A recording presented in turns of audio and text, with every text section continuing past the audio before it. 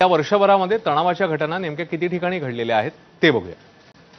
मार्च 2025 महाल नागपूर खुलताबाद मधल्या औरंगजेबाच्या कबरीच्या वादाचे पडसाद, दोन गटात तुफान दगडफेक, जाळपोळ।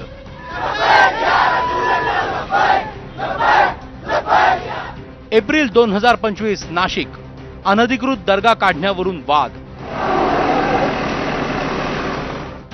ऑगस्ट 2025 यवत पुणे सोशल मीडियावरील पोस्टमुळे तणाव, यवतमध्ये दोन गटात दगडफेक, जाळपोळ, जवळपास 5 ते 6 दिवस शहरात जमावबंदी।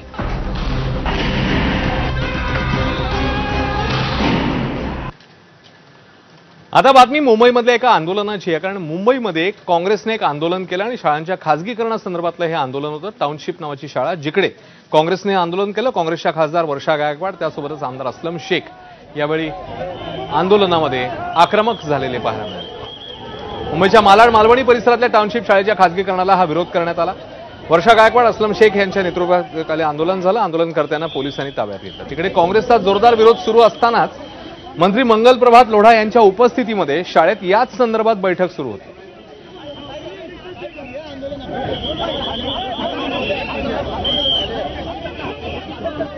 आम्ही सांगितलं की आम्ही सहकार्याची भूमिका द्यायला तयार आहे, शांततेने आम्ही आलेलो आहोत। सहपालक मंत्र्यांना आमचं म्हणणं आम्हाला सांगायचंय, पालकांना भेटवायचंय, त्यांचं म्हणणं ऐकून घ्यावं। मुंबई महानगरपालिकेच्या शाळेला तुम्ही प्रायव्हेटायझेशन जे सुरू केलेलं आहे ते बंद करावं आणि या ठिकाणी आजच्याच ते रद्द करून ही शाळा पुन्हा मुंबई महानगरपालिकेच्या माध्यमातून ज्या तऱ्हेने सुरू आहे त्या तऱ्हेने सुरू ठेवावी। लोढ़ा साहब स्कूल को बेचना चाहते, म्युनिसिपालिटी की स्कूल ये गरीब बच्चों की स्कूल है, ये प्राइवेट करना चाहते, ये अपने चमचों को देना चाहते हैं। यहाँ पे बच्चे हैं, यहाँ पे स्कूल में टीचर्स भी हैं, लेकिन उनको सबको भगा रहे हैं। और ये स्कूल इतनी जो 100 करोड़ के ऊपर से बनी है, ये उठा के किसी प्राइवेट को देना चाह रहे हैं, स्कूल बेचना चाह रहा है लोढ़ा, भारतीय जनता पार्टी।